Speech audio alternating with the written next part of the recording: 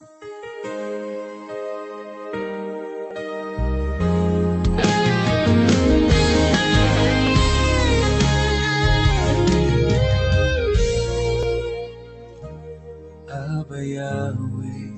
sa bawat hakbang ng aking buhay. Ikaw ang ilaw sa dilim ng aking pag-aalinlangan, sa unos at bagyong dumarating. Puso ko'y iyong pinatapang, sa iyo nagtataguyod. Gabayan mo ako, Abayawe, sa landas na puno ng pangarap at pagsubok. Salamat sa iyong liwanag at walang hanggang pag-ibig. Puso ko'y laging magpupuri sa iyo sa bawat sandali.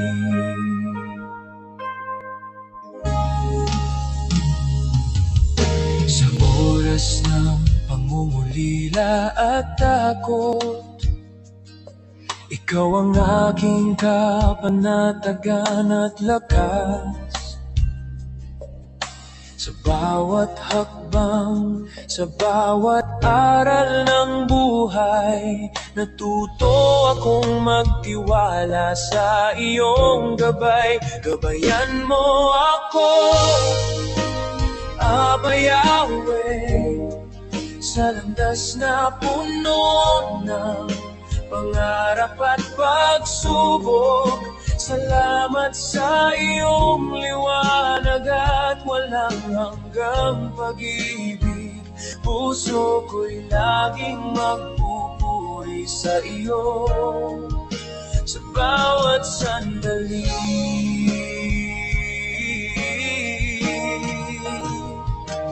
Araw-araw, Abayawe, ikaw ang aking ilaw. Sa bawat pangarap, ako'y iyong tinutulungan. Hindi mawawala ang aking pasasalamat sa bawat biyaya, sa bawat hakbang, sa bawat pag-asa.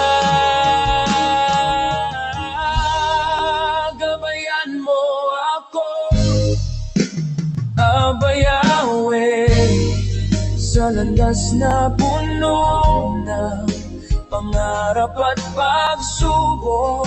Salamat sa iyong liwanag at walang hanggang pag-ibig. Puso ko'y laging magpupuri sa iyo. Gabayan mo ako, Abayawe, sa landas na puno ng pangarap at pagsubok. Salamat sa iyong liwanag at walang hanggang pag-ibig. Puso ko'y laging magpupuri sa iyo sa bawat sandali.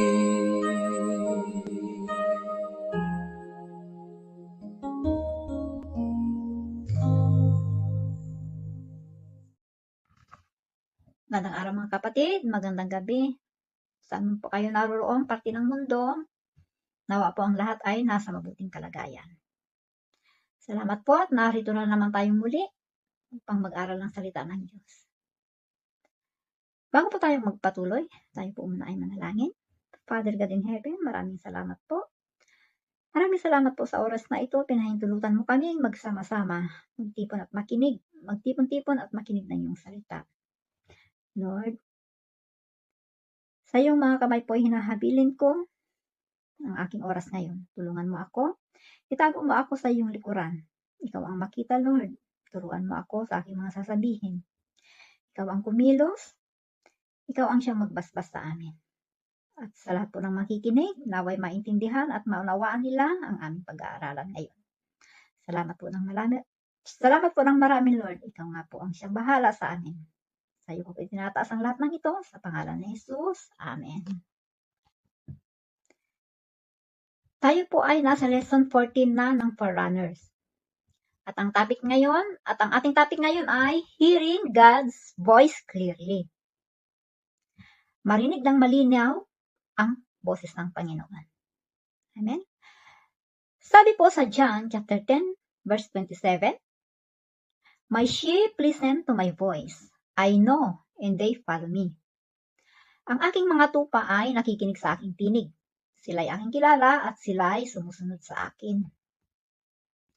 Sa gitna po ng ingay ng mundo, problema, mga alalahanin at iba't ibang tinig, patuloy pa rin nagsasalita ang Diyos. Ngunit, ang malinaw na pakikinig sa Kanya ay hindi nakabase sa lakas ng Kanyang tinig, kundi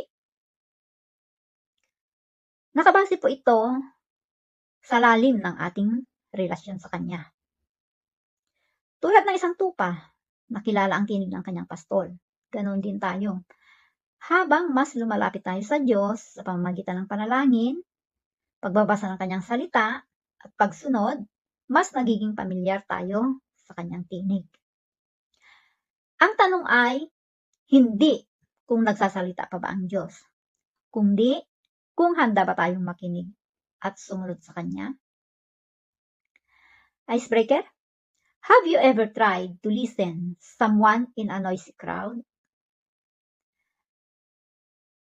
Have you ever tried to listen to someone in a noisy crowd? Mahirap ba? Mahirap di po ba? Maraming boses, maraming distractions. Kaya minsan, hindi mo marinig ng malinaw ang kausap mo. Kahit malapit lang siya. Ganito rin sa ating spiritual na buhay. Nagsasalita ang Diyos, pero dahil sa ingay ng mundo, maraming problema, mga takot at alalahanin, nahihirapan tayong marinig ang kanyang tinig.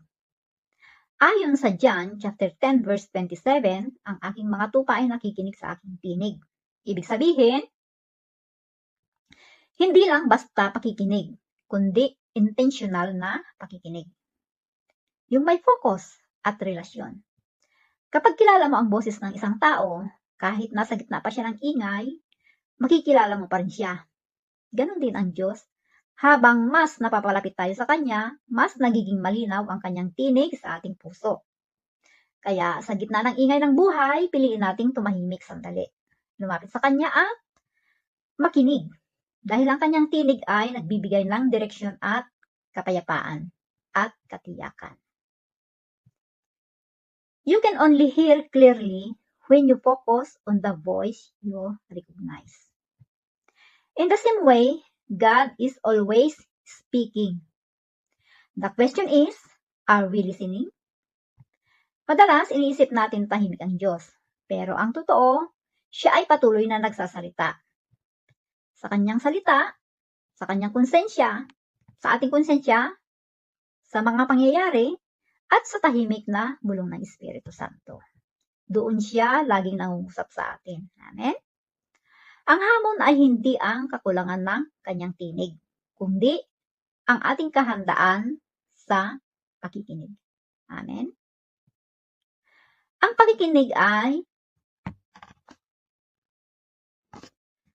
pakikinig sa Diyos ay nangangailangan ng puso na bukas, isip na tahimik, at buhay na handang sumunod. Amen? Kung puno tayo ng ingay, worries, distraction, sariling plano, mahihirapan tayong marinig siya. Pero, kapag pinili nating tumigil, lumapit at mag-focus sa Kanya, doon natin mararanasan ang linaw ng Kanyang gabay. Amen? Amen. Okay po ba? Kaya tanungin natin ang ating sarili. Nakikinig ba ako? O mas pinipili kong marinig ang sarili kong tinig? Hearing God's voice clearly is not about volume. It's about relationship and sensitivity. Amen? Sorry. Biblical context. In John chapter 10, Jesus describes himself as the good shepherd who called his sheep by name. The sheep knows his voice because they live in daily relationship with Him. Hearing God's voice is not referred for prophets or pastors. It's the birth of right every believer who walks closely with Jesus. At meron tayong 3 pointers na pag-uusapan dito. Ang unang puntos ay relationship enables recognition. Ang relasyon ay nagbibigay ng daan sa pagkilala. We hear best when we know who is speaking. Sabi ni Jesus nga, "My sheep know my voice." Habang mas lumalakad tayo kasama niya araw-araw, mas nagiging pamilyar tayo sa kanyang tinig, sa kanyang paraan ng pagsasalita, sa kanyang kilos, at sa kanyang puso. Hindi lang ito basta pakikinig, kundi pagkilala. Amen? Kapag kilala mo ang Diyos, makikilala mo rin kung ano ang hindi galing sa Kanya. Ang kanyang tinig ay may dalang kapayapaan, katotohanan at pag-ibig. Hindi kalituhan o takot. Kaya, ang susi sa malinaw na pagkikinig ay hindi pilitin nating marinig ang Diyos, kundi palalimin natin ang relasyon sa Kanya. Dahil habang lumalapit tayo sa Kanya, mas nagiging malinaw ang Kanyang tinig sa ating buhay. Amen? Okay. Draw near to God, and He will draw near to you. James chapter 4, verse 8. Ang paglapit sa Diyos ay hindi one-sided.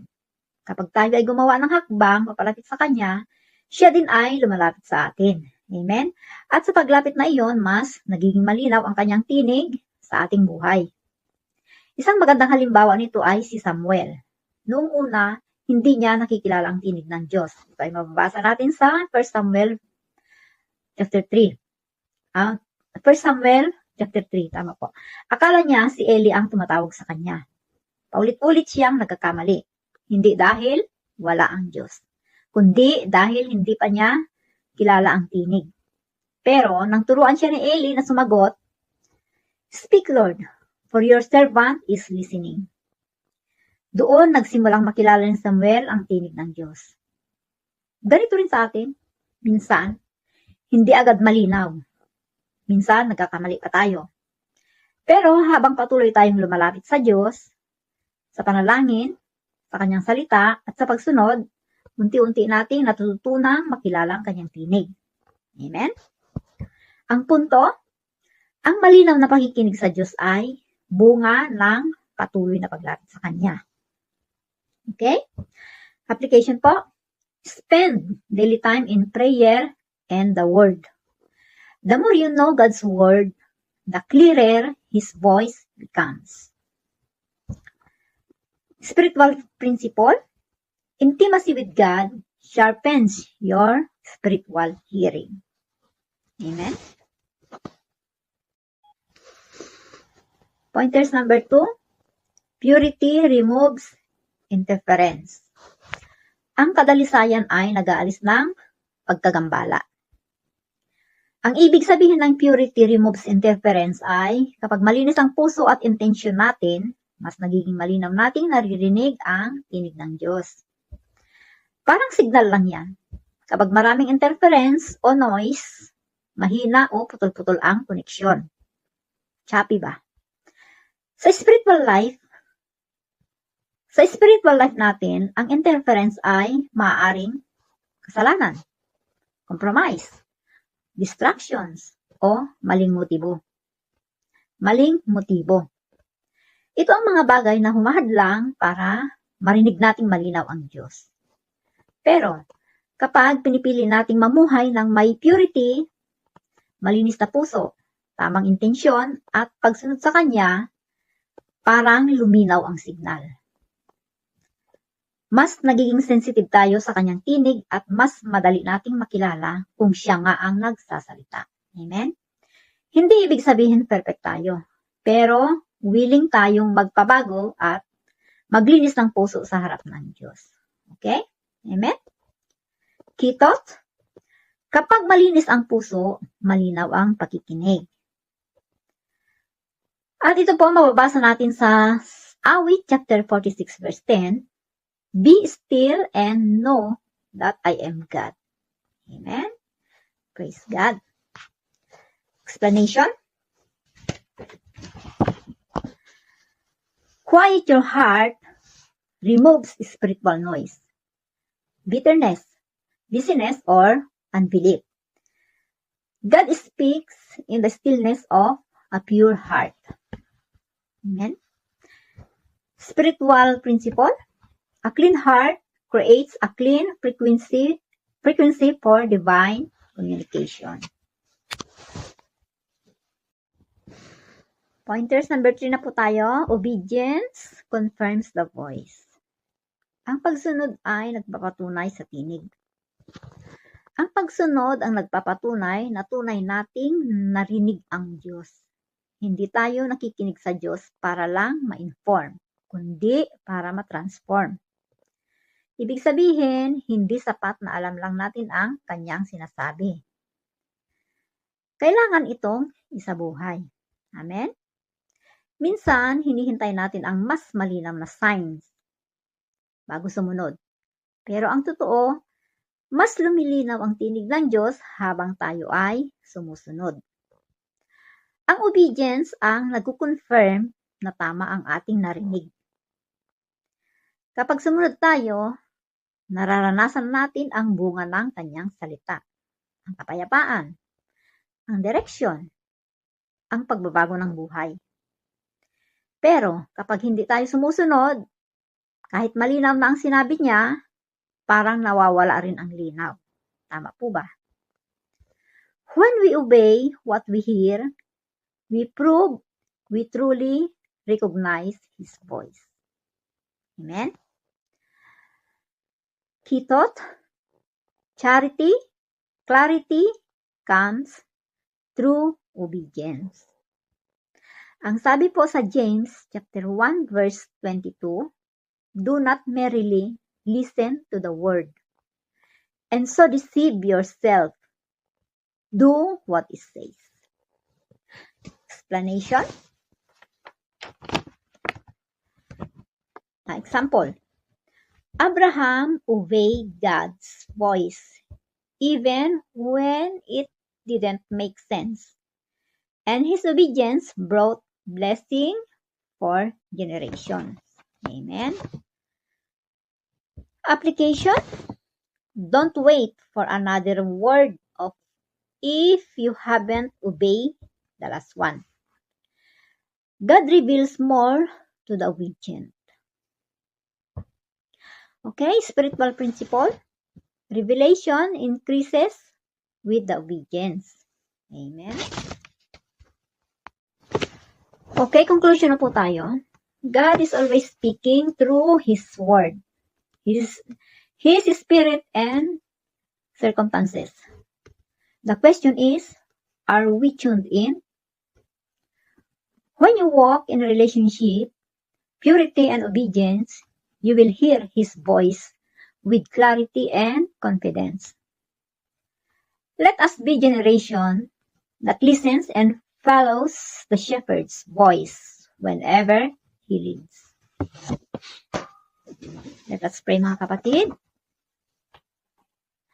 Father, thank you for speaking to us every day through your word and spirit. Teach us to be still, to listen, and to recognize your voice above all others. Removes distraction and makes our hearts sensitive to your leading. Help us to obey quickly and follow faithfully. In Jesus' name, amen.